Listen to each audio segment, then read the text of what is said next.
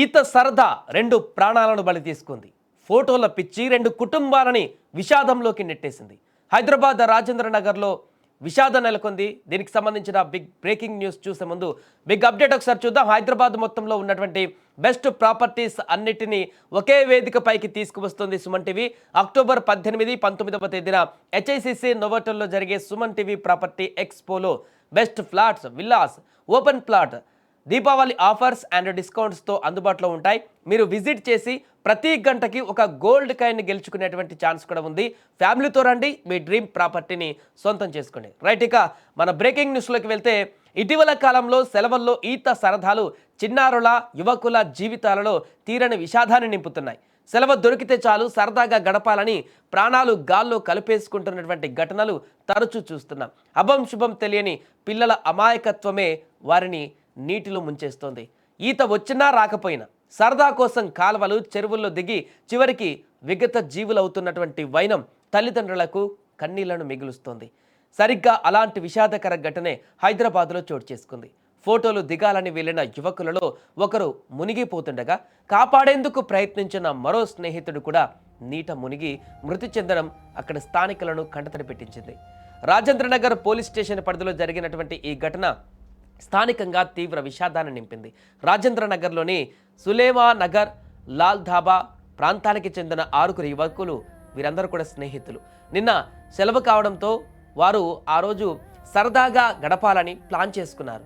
అందులో 10వ తరగతి చదువుతున్నటువంటి 16 ఏళ్ల రెహాన్, అతడి స్నేహితుడు 15 ఏళ్ల సోహెల్, వీరితో పాటు మరో 4 స్నేహితులు ఉన్నారు. వీరంతా కలిసి సెల్ఫీలు, ఫోటోలు తీసుకోవడానికి బుద్వెల్లోని మొండికత్వ వద్ద ఉన్న కాల్వ ప్రాంతానికి వెళ్లారు. అక్కడ కాల్వలో పారే నీటి వద్ద అంతా సరదాగా ఫోటోలు దిగుతున్నారు.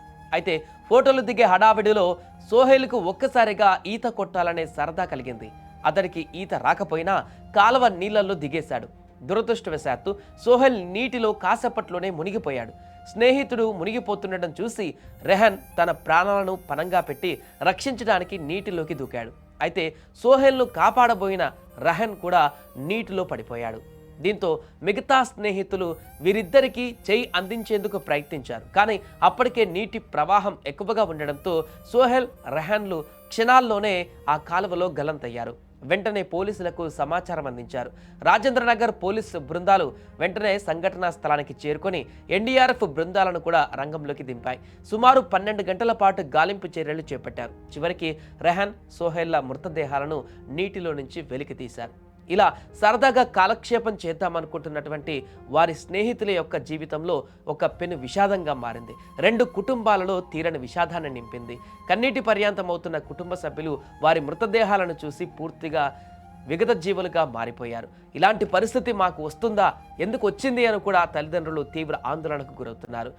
సరదా కాస్త ఇలాంటి పరిస్థితులు గతంలో చాలా జరిగాయి. సరదా కాస్త క్షణికావేశంలో తీసుకున్నటువంటి నిర్ణయాలు ప్రాణాలను బలి తీసుకునేటువంటి ఘటనలు అనేకం జరిగాయి. అయినా కూడా రిపీటెడ్గా జరుగుతున్నాయి. ముఖ్యంగా టీనేజ్లో ఉన్నటువంటి యువతకు ఒకటే, వారు చేసేటువంటి సరదా వారు ప్రాణాల మీదకి తీసుకువస్తుందనేటువంటి ఒక అంశాన్ని వారు దృష్టిలో పెట్టుకోకపోవడం, దానివల్ల కుటుంబాలే చిన్నాభిన్నం అవుతాయనేటువంటి విషయాన్ని సీరియస్గా తీసుకోకపోవడం, ఇలాంటి సరదాల ప్లేస్లకు వెళ్ళినప్పుడు ముందు జాగ్రత్తలు వహించకుండా అక్కడికి వెళ్తే ఏం జరుగుతుంది, దాని పరిణామాలు ఏ రకంగా ఉంటాయి అనేటువంటి ఆలోచన తత్వం వారికి ఉండకపోవడం కారణంగా ఇలాంటి ఘటనలు తరచుగా జరుగుతున్నాయి. అందుకే తల్లిదండ్రులను, కుటుంబ సభ్యులను శోకసంద్రంలోకి ముంచుతున్నారు. వారికి తీరని శోకాన్ని మిగులుస్తున్నారు.